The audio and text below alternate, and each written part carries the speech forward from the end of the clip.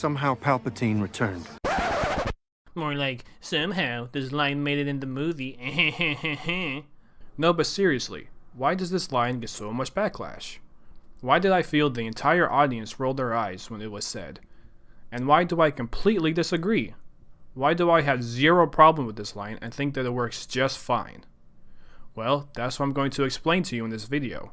But first, I want to make sure you guys clearly understand that these are my opinions, and that you are more than welcome to disagree. If you do, I would love to see it in the comments. I'd love to hear your perspective, and who knows, maybe it'll be in a future video. Let's get started. The three main things that I want to talk about are what Poe and the Resistance knows, what the audience knows, and then finally I want to talk about the man himself, Poe Dameron. And by what they know, I mean the knowledge that the characters have to explain how Palpatine has returned. Let's start off with Poe and the Resistance and what they know. At the time the infamous quote is said, they know that the Force exists, that's about it. Yeah, Rey and Leia are there, and I'm sure they know more about the Force than the rest of the Resistance combined, but we also know that Leia never finished her training, and we know that Rey is primarily self-taught from the original Jedi texts and a few lessons given by Force Ghost Luke. And I doubt any of those lessons ever contained a deep dive into the dark side and how it can manipulate life itself. So yeah, Somehow Palpatine returned. is what they would say. Now let's move on to what we know. There's no doubt that we know more about the Force than the Resistance because we're nerds. And us nerds know that The dark side of the Force is a pathway to many abilities some consider to be unnatural.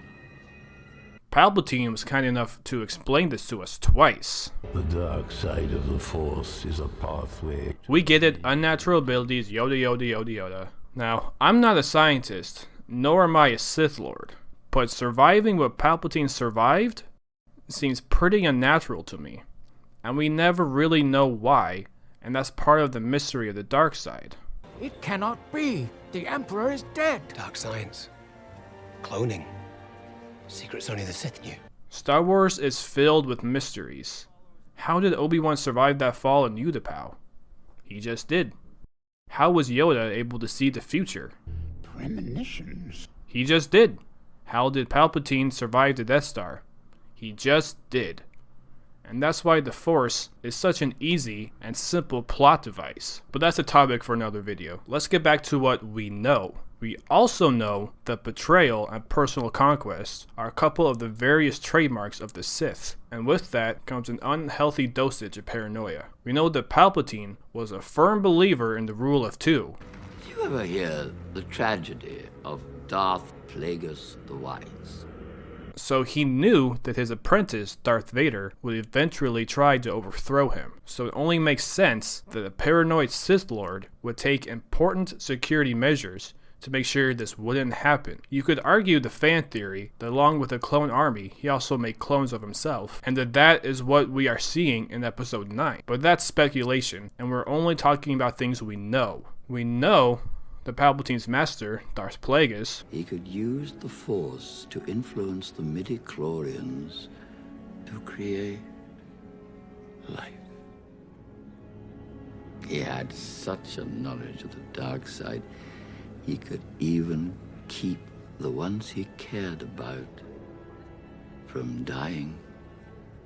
we know that another trademark of the Sith is self-preservation. Therefore, the only one Palpatine truly cared about was himself.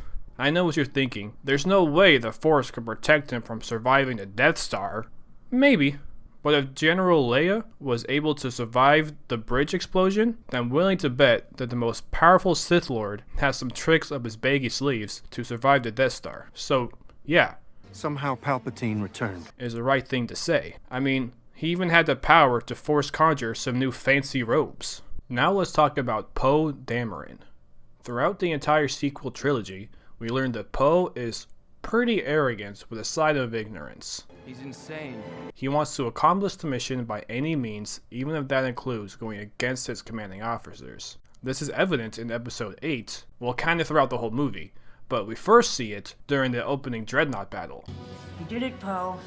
Now get your squad back here so we can get out of this place. No, General, we can do this! We have a chance to take out a dreadnought! These things are fleet killers! We can't let it get away! Disengage now, Commander. That is an order. Somehow they need to destroy that Dreadnought, regardless of how many resistant bombers lose their life in the process, and regardless of how many times General Leia commands him to retreat. He is also a man of simple solutions. Got a problem? Blow it up. You start an attack, you follow it through. Poe, get your head out of your cockpit.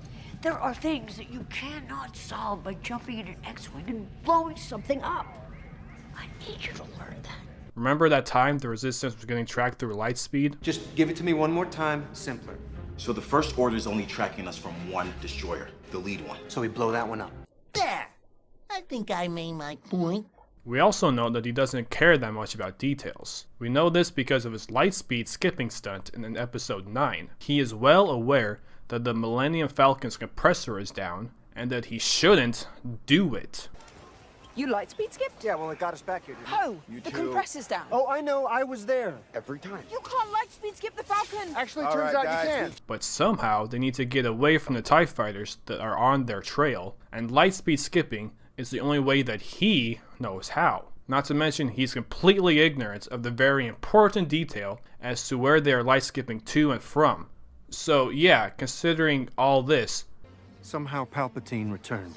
is exactly what Poe would say. Finally, I want to take the time to talk about Poe's character arc as a whole. Some characters have redemption arcs, or self-discovery arcs, but Poe's arc is a unique one because it's figuring out how arc. Throughout the entire sequel trilogy, someone is telling Poe how to do something. Finn and Satura tell the Resistance how to blow up the Starkiller base. Finn tells him how to stop the lightspeed tracking. He's totally wrong about Holdo's plan in episode 8.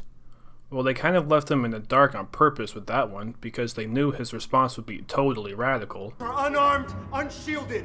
We abandon this cruiser, we're done. We don't stand a chance. No, you are not just a coward, you are a traitor. And I mean, they were right, because he straight up led a mutiny. It's Rey's idea to start up where Luke left off to find the Sith Wayfinder. Heck, even C-3PO tells the gang how to do a complete memory bypass so that he could translate the Sith dagger to them.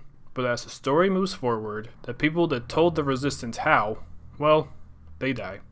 So the Resistance turned to Poe. Poe goes from blowing things up to blowing things up with a plan, thanks to some help from Lando Calrissian, who tells him that he doesn't have to do it alone, that they have friends, and that he doesn't have to be the only one blowing things up. So at the end of episode 9, it's him and Finn telling everyone how they're going to defeat Palpatine. So yeah, the stubborn, arrogant Resistance fighter Poe would say, Somehow Palpatine returned.